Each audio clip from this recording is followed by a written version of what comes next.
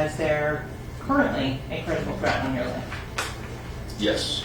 In terms of is there an amount of money assigned to the death of you that has been offered up? Approximately $50,000. A mass controversy, the prosecution violating the rules, and new evidence potentially tying a rapper to a double murder. We do a recap of week 2 of the YNW Melly trial. Welcome to Sidebar, presented by Law&Crime. I'm Jesse Weber. Week 2 has wrapped up in the YNW Melly double murder trial out of Broward County, Florida. The Murder on My Mind rapper, whose real name is Jamell Demons, is charged with the actual murders of his 2 friends and fellow YNW group rappers, Christopher Thomas Jr., or YNW Juvie, and Anthony Williams, or YNW Sack Chaser. The men were found shot to death on October 26, 2018, after Melly's co-defendant, Cortland Henry, also known as YNW Bortland, pulled up to the hospital with the bodies of Thomas and Williams in the car, but he claimed they were all victims of a drive-by shooting. But the evidence has suggested that this was a staged drive-by shooting and that the shots actually came from inside the vehicle. Prosecutors say that after the 4 left a recording studio, Melly shot the victims, and then he and Henry took the car to an area where they fired upon the car, staging it to look like a drive-by shooting. Melly then gets out, and Bortland arrives at the hospital. The prosecution even highlighted how the defendant was a member of a gang called G Shine Bloods, and that may have played into the motive in this case. We'll get into that.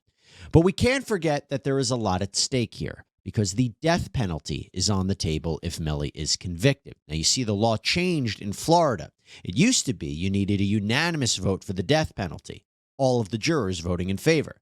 Now the law has changed. All you need is an 8-4 vote by the jury to impose the death penalty. So now let's recap week 2. And the week started off with the introduction and analysis of cell phone evidence. Now, cell phone evidence is interesting. Why? Well, cell phones, we carry them all the time. They're basically like personal trackers, right? They're used all the time in trials to show the whereabouts of a defendant.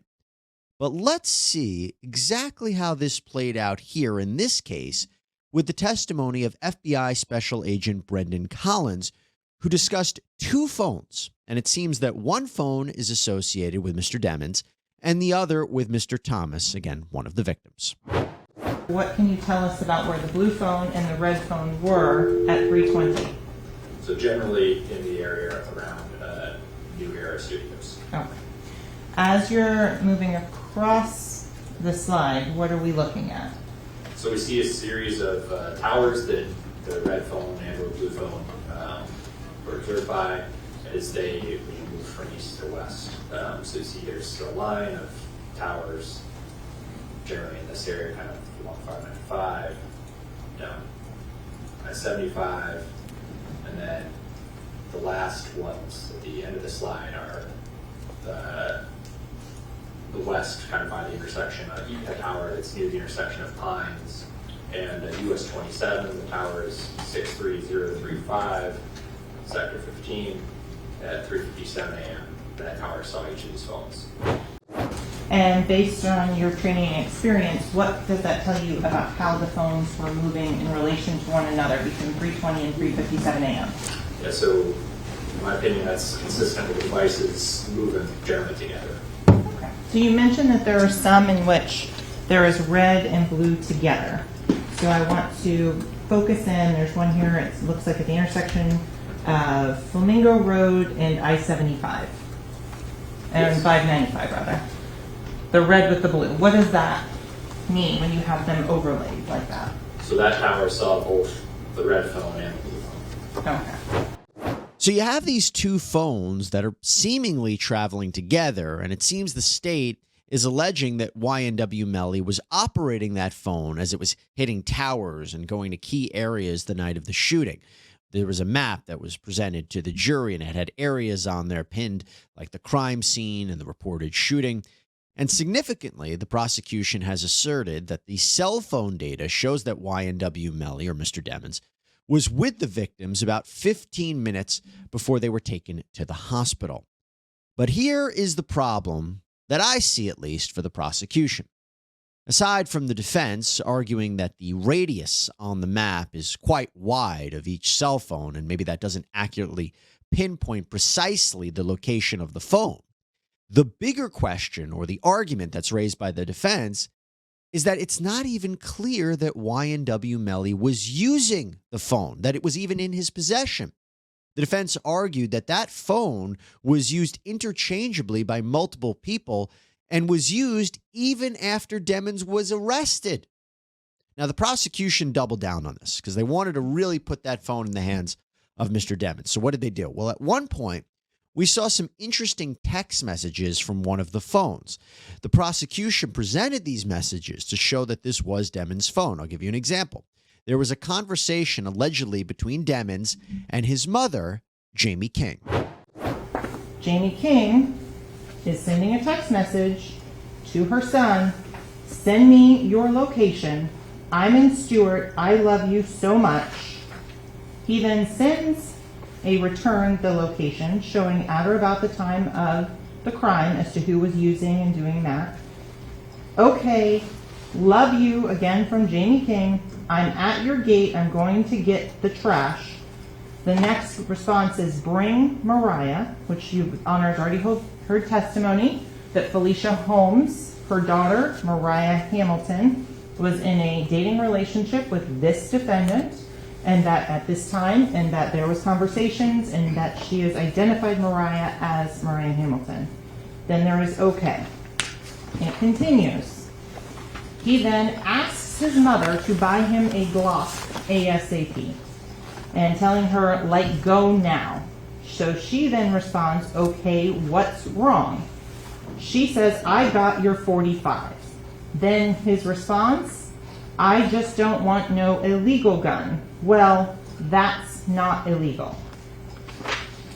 Continuing on, "But I'd rather have a Glock 40 or a 19.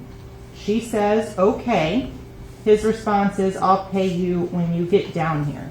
She then says, "Okay." Then, Your Honor, I object to this. Is she going to read the entire phone? This does not go to the heart of our objection. This is being done for the cameras. Counsel, I asked her to put on a proffer of what she anticipated is what she's telling me and how it's relevant. Go ahead. Okay, so that was the phones. Now let's move on to DNA. Broward Sheriff's Office analyst Kurt Rhodes took the stand, and Demons' DNA, as he said, was not a match on a lot of the evidence that was tested, like a spent casing, a water bottle, sandals, blood stains on a t-shirt and sneakers. His DNA did not match on any of those items. But Mr. Demons' DNA may have been found somewhere else. on a three-person mixture, on item number 43, swab of rear driver's side door handle material. Yes. Were you able to analyze the profile of the defendant, Jamell Demons, in this case? I did, yes. And what was your conclusion in a three-person mixture as to the results of Mr. Demons being included or excluded? He was included. The likelihood calculation, the DNA results are at least 2.12 times 10 to the 8th, or 212 million times more likely if they originated from Jamell Demons and two unrelated unknown individuals than if they originated from three unrelated unknown individuals. And what verbal qualifier did you give to that particular item of Very- Mr. Demons being included? There is very strong support for the inclusion.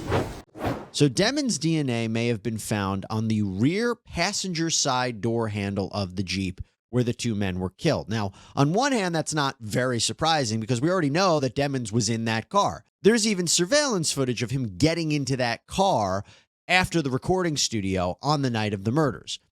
But if prosecutors can definitively establish that the shooting happened from inside the car and from the back, based on ballistics and trajectory and the medical examiner's report, this DNA evidence could help them. But there is something interesting about that DNA finding, and that is that the first test that law enforcement conducted on that handle, it didn't test positive for Demons' DNA. It was a second test that was conducted just this month, just before trial that was a potential hit. Let's hear the defense jump on that issue of testing.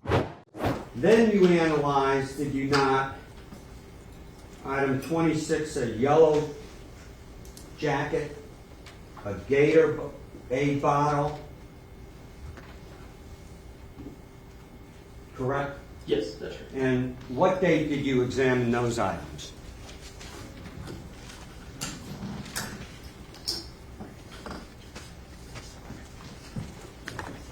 That was on August 24th of 2021. August 24th, you said? Correct. Of 21. That was 2 years approximately after he was arrested. Did you know that? I did not. And those came from inside the Jeep. Did you know that? I did not. And those did not match Jamell, correct? That's correct. He was excluded. Sir, did you know that when you received the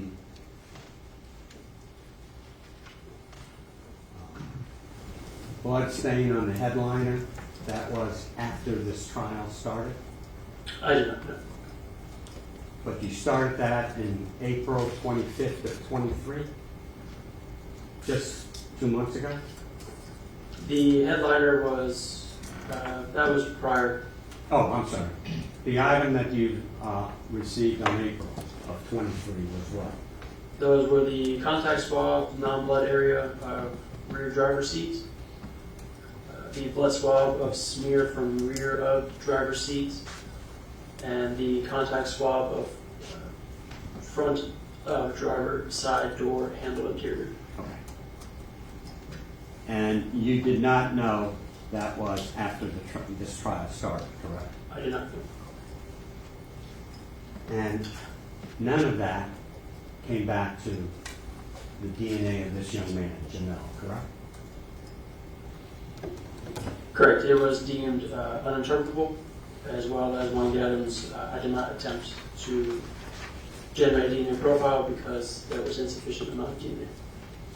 And did I hear you correctly that you first ran a test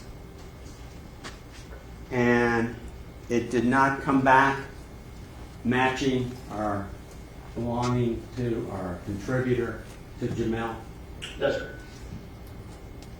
And did I also hear you correctly then you discussed something about your software with your supervisor?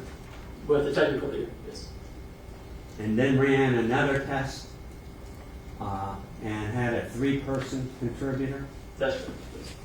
And all of a sudden it matched or it was labeled as Jamell may have been a contributor? That's correct. What date was that, sir?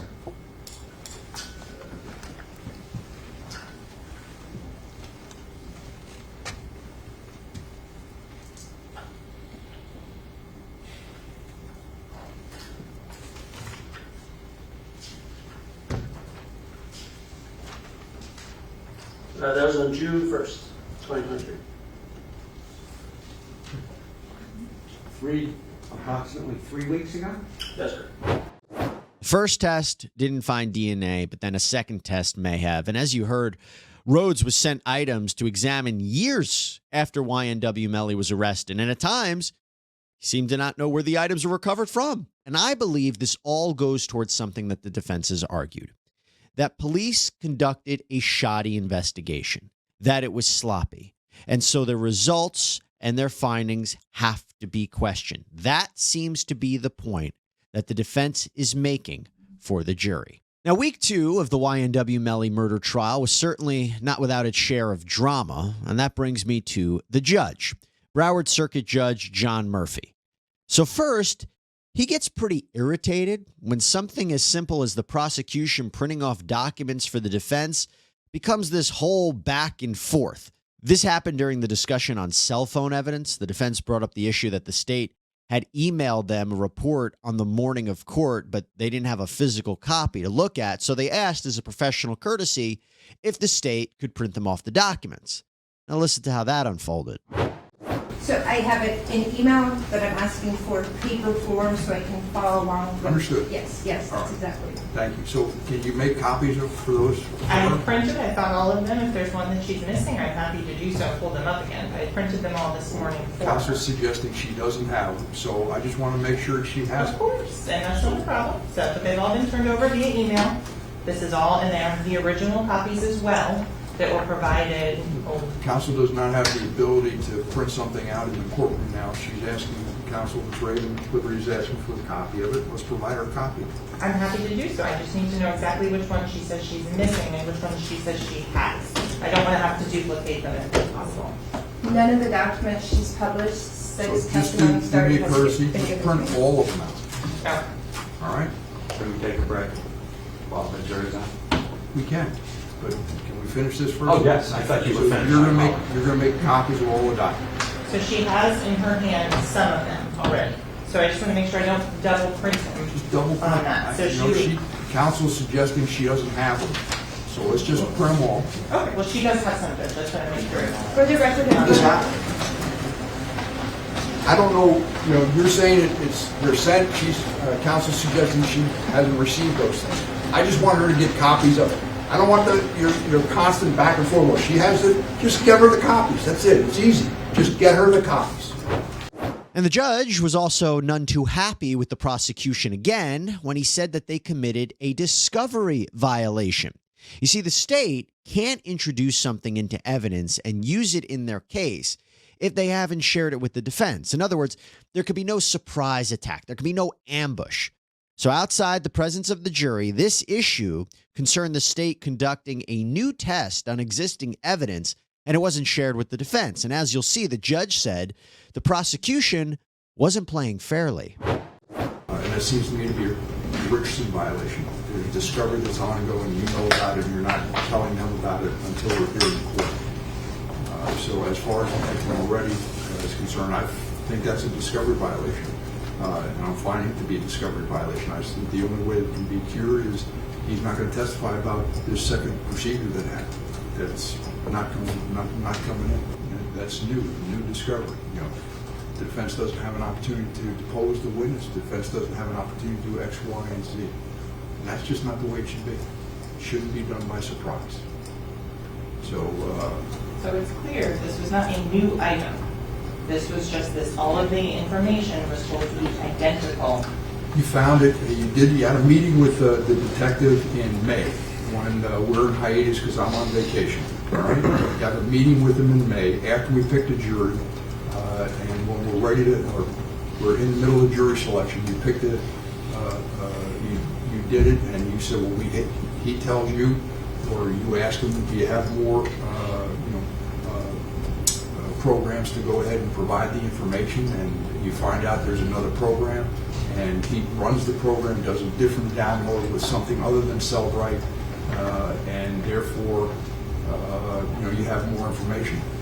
Don't make the defense aware of it. You hold that to yourself. You go ahead and put on a couple weeks of trial testimony, and then when it comes up after he, in cross-examination, points something out, you bring it up and say, well, by the way, I told him, the detective in our pretrial meeting, it came up and he has the program and we can use it and we're doing it, all right?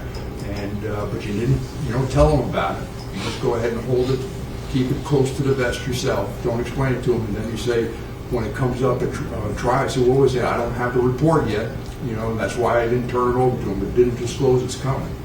It seems to me that's not what's supposed to happen. Not supposed to happen, period. That's a discovery violation. It just seems to me that this is a fundamental fairness thing. You have evidence, you need to turn it over to him. If you didn't turn it over to him, you can't use it. That's really the basic. Now, the drama did not end there, because now I want to talk about Detective Danny Polo from the Broward County Sheriff's Office. Detective Polo works in the gang unit. He's undercover, and he was brought in to establish the connection between YNW Melly and the gang, the G Shine Bloods. Again, this is a gang that the rapper was allegedly affiliated with. Remember, the prosecution is of the opinion that the motive behind killing Mr. Thomas and Mr. Williams was to, quote, benefit, promote, and further the interests of a criminal gang. Here's the problem, though. Polo was wearing a black mask in court. You could really only see his eyes. Why? Because he said it was for his safety and the safety of his family. He even stated that a hit had been placed on his life. Gang work, clearly very dangerous, and he didn't want his face to be revealed. Now, the defense took issue with this because as part of the Sixth Amendment of the Constitution, a defendant has a right to confront witnesses against him. And to have a witness who disguises himself, arguably, that is a violation of the defendant's constitutional right. That was the defense's argument. But the judge ultimately ruled to allow Polo to testify with the mask, appreciating his safety concerns. By the way, for our trial watchers and our Sidebar listeners, do you remember when we covered the XXXTentacion murder trial? Well, Detective Polo testified in that case, and he wore a mask in court. So back to this one, Polo testifies with the mask on, and we're going to get to the substance of what he said in a minute. But first, the jury had a problem with the mask, and they write a couple of notes to the judge. The first note indicated that was a question. Why does he get to see us and we don't get to see him? So I think that lets us know that it's the mask that's of concern. My concern is the second message that the juror sent over, where she asked for a enrollment. But so the record's clear, it says, I need enrollment. I can't listen properly. When I was a child, I've seen someone get robbed, and I am having an anxiety attack. So my question is, if she's able to proceed with it, or if this is going to somehow color her thinking. That's what I'm mostly concerned with respect to counsel. Sure. From there, the judge actually took the opportunity to speak with the juror who had the issue with the mask, seeing something like this because it reminded her of when she was robbed in the past. Pretty incredible. Let's listen to that back and forth. Are you able to sit as a juror, or you think this is too much for you? I'm trying to figure out, and that's why we took a little extended lunch break to figure out whether you feel comfortable and you're up to it. Yes, I feel comfortable, but I just don't think it was appropriate for someone to be masked up like that. And plus, you guys didn't even tell us. Like, you don't know what people have been through, so it just it shocked me. Like, I was shocked. So, yeah. But I do feel like I can do it. But that just wasn't appropriate. I'm sorry? I said I don't believe that was appropriate. Well, some things I make certain decisions about things, and then we go forward with it, and I instruct jurors. And are you think you'd be able to follow those instructions and you pay attention to the evidence, or do you think that you're concerned about the masking that is going to affect your ability to follow the instructions and follow the evidence? Yes, I can listen and follow the evidence now that I know he's going to have on a mask. I can listen. And the anxiety issue, we're past that, you're okay? Yeah, I took my medication. Thank you. Yeah, that's a new one. I haven't heard that one before, but it's understandable, right? It can be a bit triggering seeing someone wearing what looks like a robber mask, a ski mask like that. But this trial is continuing on, and I want to now focus on the substance of Detective Polo's testimony, because that's really what's key here. Remember, his testimony seemingly is being put forward by the prosecution to establish the connection between YNW Melly and this gang. Let's take a listen. So yeah, there's multiple videos of Mr. Demons claiming G-Shine or GKB as a gang that he belongs to. What about adopting the style or dress of a criminal gang? Yes, Mr. Demons was observed multiple times, more times than I can count, wearing the colors red, the colors green, and like I stated, the foot soldiers are told to wear tan or brown. And Mr. Demons, there's bunch of pictures of him wearing this tan trench coat that falls in line with the time where he would have been a foot soldier. And so we'll come back to some of those pictures in a moment. So, what about adopting the use of a hand signs that's identified as used by a criminal gang? Yes, Mr. Demons knows all the gang signs, and he does them very well. He can do them very quickly, a lot faster than I can. The physical evidence would be the videos of Mr. Demons throwing up hand signs, the videos of Mr. Demons saying the G-Shine oath, their motto, all